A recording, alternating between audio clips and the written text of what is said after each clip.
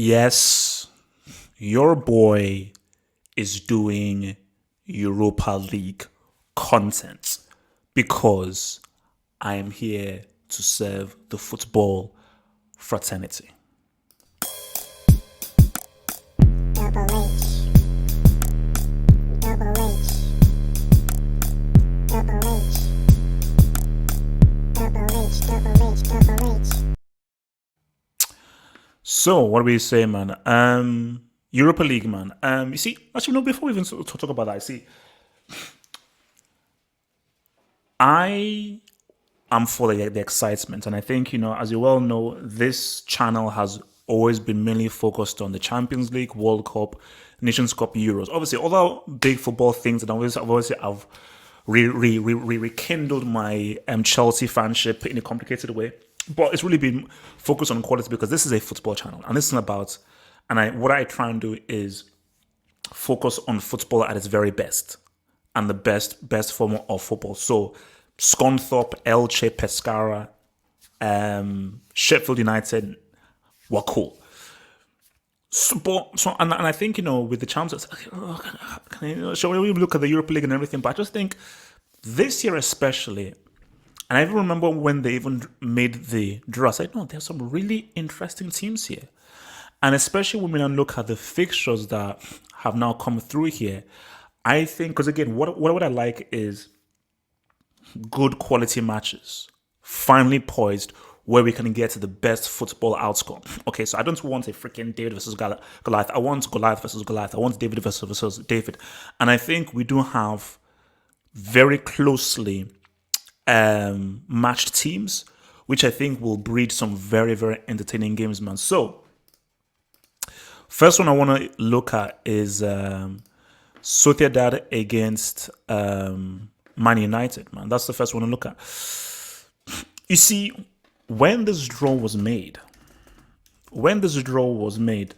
you would have said that Sociedad were perhaps the more favored side because this is when Sociedad were actually doing really well in the league. So right now, Sociedad are actually fifth.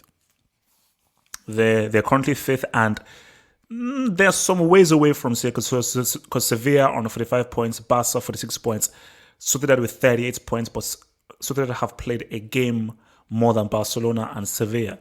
So I think that right now, coming into the game, I think it's now 50-50, and I will argue that maybe United have a slight edge. I think Sociedad as a team are maybe the better team and have like the better weapons to really execute. But because again, David Silva, Alexander Isaac, that is another good quality player. But of course, they lost Odegaard to Arsenal, obviously, because I think Odegaard was there on loan. I think he was there on loan like last season, I believe. But wait, what's the name of this? Is it Oyarzabal? Or there we go. Mikel Oyarzabal, who is one of the top scorers in La Liga. So they've got players, and they're a good team. So, and I think the beauty about this European competition is that when in your domestic competition you've played each other for ages. United have played Southampton a lot of freaking times. They played Everton a lot of freaking times. I can't remember the last time United played so that. So the beauty is we're seeing teams face each other for the first time in a long time, and also we're seeing two different blends of styles. So we're now seeing a La Liga mindset with a Premier League mindset. So that in itself adds something extra. So as we're coming into this game, I think it's quite close. What I think gives United an edge in this game, I feel, is the players they have. And the United just have more match winners. I think with Cavani, Pogba, Bruno Fernandes, or Rashford, they are game winners. For Sociedad, it's about controlling the game and ensuring that United don't get into any kind of connectivity with their main men. And if they can just control the game, play their football, and just outplay United and really execute, they can beat them. For United, and I think for what Solskjaer will want is his key men to show up. If his key men show up, then they can beat them because Sociedad don't have the kinds of. Because remember, this is David Silva in his last Twilight series. This is not peak David Silva that you're dealing with here. Isaac is good, but he's a nice, good talent. I think that the weapons United have are far more dangerous. So for United, it's literally about give Cavani a great chance. Rashford, make the right decisions because Rashford is talented. He's talented. My issue with Rashford is his decision making. Make the right decisions. Bruno Fernandes, if you see yourself in that right pocket, pop off that shot, or pop off that key pass to a Rashford or to a Cavani. And for Pogba, here's the thing of where make it happen because he's someone that can just make things happen. Whether it's a goal, a long ball pass, a through ball, a 1-2. He's a guy that can really help to engineer things. He is the team's best player. He's the team's most talented player. But then for the adverse, and I'm sure Sociedad would have studied United, that is a defense that breeds mistakes. So if we really go at them and we are clever, keyword, if we're clever in our interplay, we can force a mistake from Jerry Maguire. We can force a mistake from Lindelof. So first leg, I think United will score. But I think Sociedad win. So I'm going to say 2-1. I'm going to say Sociedad win that 2-1. But I think United have a good chance of getting out with a nice result. I think I have a good chance of getting out with a nice result, man. So that's going to be one to watch, man. Wolfsburg, Tottenham. I think Wolfsburg. I think these guys are a Austrian team. So here's my thing. As you well know, we are currently processing, the papers for your boys, Mourinho, because Mourinho is currently classy break. Yes, I was pressured into doing so.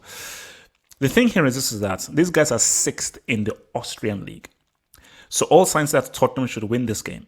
So, but this is a Tottenham side who we just don't know what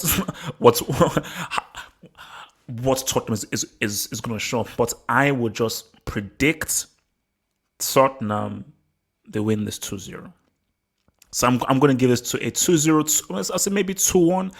I'll say, they will consider. So I'm going to say 2-1 to Tottenham. But I think Tottenham will get those 2 goals via Kane and Son. So I'm going to say Tottenham, they'll win that 2-1. But the way these guys are moving, the way Mourinho is moving, Lord knows, man. Lord only knows.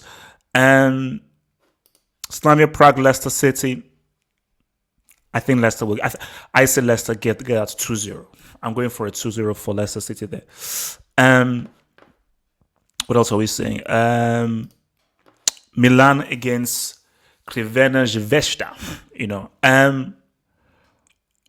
I think Milan will. I think they'll get that dub. I'm going to say. Actually, you know what? I'm going to say 1-1. I'm going to say 1-1 for that game. Lille Ajax. This is interesting. This is an interesting one. So let me just see where Lille are at currently. Lille FC. Lille. Okay, this is a nice one. So Lille are currently top, 1 point ahead of PSG. And this is great. We have a great game here. So the best team in France currently against the best team in Holland. I think this is great. This is going to be so superb. So, this is going to be great. I say Lille win, and I'm going to go for a 2-1 to Lille. I think it'll be a nice. I'm going to say 3-2. 3-2. I'm going to say no. I think it's going to be goals. I'm going to say 3-2 to Lille. I'm going to say 3-2 to Lille in that one. And the other really good one, Benfica against Arsenal. Now, you see, when I heard the name Benfica, I was like, okay, Arsenal are out. I think most Arsenal fans were like, oh, damn, okay, we're out. But then when you now look into it, so I think Benfica have only won once in the last five games. Arsenal twice, but Benfica only won in the last 5 games. And Benfica are currently... what are you doing? So Benfica are currently 4th. They're currently 4th in the Primera Liga, and yeah, 2 points behind Braga in third. Arsenal have to feel confident, not only in this tie, but in this game. Because Arsenal are moving well, and I think the great thing is their star man, their captain, Aubameyang, just dropped a three-piece. He dropped a three-piece in the last game. So him coming into after dropping a three-piece gives him great confidence. If Arsenal play their cards right, I don't see any reason why they can't get this dub. As in, to beat Benfica here. Now, they don't need to win this. All they need to do is, I think, Arteta will say, obviously go for the win naturally, but the key thing is keep compact. Don't let this be a blowout. Get an away goal. Just get at least an away goal. Now, get as many away goals as you want. No, don't just stop at one, but at least come back to England, come out to North London with something. The pressure is on Benfica. So Benfica, the guys who have to dictate, and they've got to win, and they've got to win big. But if you're Arsenal, you shouldn't leave here empty-handed with regards to not scoring any goals. But I just think that when you just look at how Saka is playing, how Odegaard is playing, how Smith Rowe is playing, Aubameyang is now scoring. Let's talk about Willian the better. David Luiz is even knows how to freaking defend. The tools are there for Arsenal to cause some serious damage. Because specifically, if you now read how these games go, Benfica at the home side, therefore they want to control the narrative, they want to control the ball. So Arsenal will be looking to counterpunch. So either looking to counterpunch, because I'm saying this right now, Arsenal fans, sign Odegaard. I don't know what he feels about Real Madrid, but just say, can we keep Odegaard? Because I think you've got a gem on your hands. I think you've got a gem on your hands in Odegaard, because just watching the last game and how he combines with Saka, and just because I've always said that in our Arsenal midfield, there isn't that sex in there. There's not that footballing midfielder in there. And I think they have that in Odegaard. And I just think how he can now set off Saka, he can set off Pepe, he can set off Smith Rowe. I think it'd be great. So I think for Arsenal, they should really look to try and win this game. And I think how they attack Benfica, they may shock them. So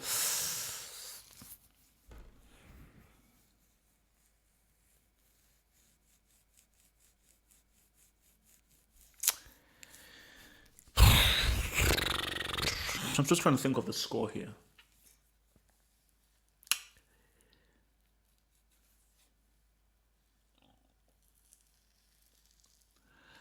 I think we're gonna get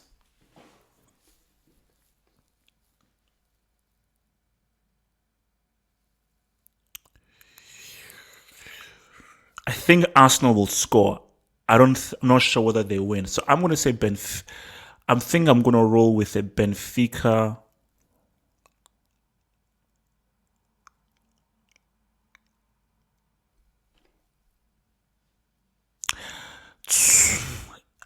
Something telling me that this could be a draw. Because I was about to say Benfica 2-1, but something tells me that Arsenal could hold these guys to a draw. But you know what? I'm going to respect Benfica. I'm going to respect them and respect that it's their patch and it's their home ground. So I'm going to give them that respect. So I'm going to just say Benfica will just about get that win 2-1. But I believe Arsenal will score. But I just think Benfica, because there's pressure on them and they're at the crib, I think they'll do just enough to get the win. So I say 2-1. But by no means am I 100% on that, because I still think that Benfica can definitely do something, man. I think, and also another interesting game we have is obviously Granada against Napoli. Let me just check Granada. Guys, I think that's so. Granada are actually now a European team. Looks like so. Granada are 8th. Granada are currently 8th in La Liga right now, whilst Napoli are currently 5th. Only 5th, 2 points behind Juventus in 4th. You see, for me, I think I really want to see Osimhen here. And I think Napoli, are an outside team. So in this game,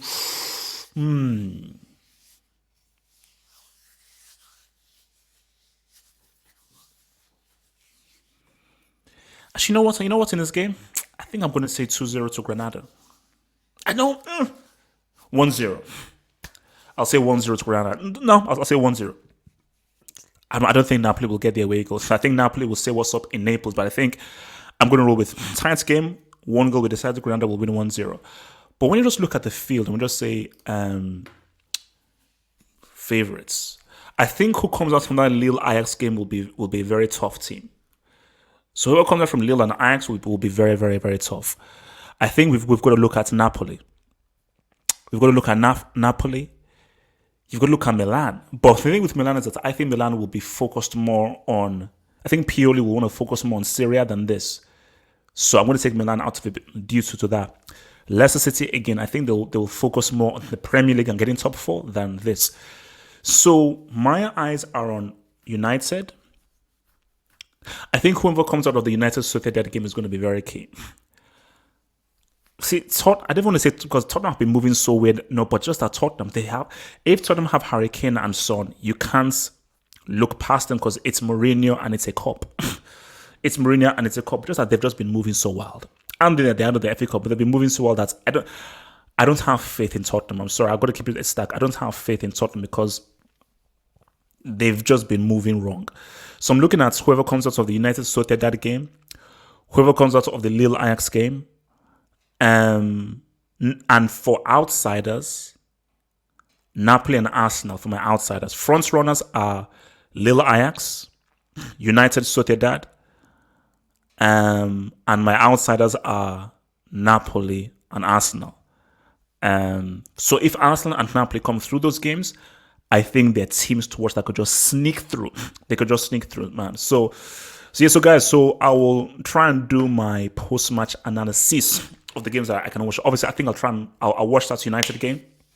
Try and give you a post-match analysis for that, and I'll watch the Arsenal Benfica game, and then give you guys a post-match analysis for that as well, man. So watch out for those vids when they drop. And guys, I'm giving you that football content crack. Remember, guys, like the vid, subscribe, and think about becoming a patron and support your boy by clicking the links below.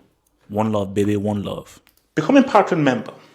Gain access to my blog, get access to exclusive videos, and also get access to the podcast of the Saturday and the Sunday hangouts. Head over to patreon.com/halfup to gain all these goodies while also supporting your boy HH.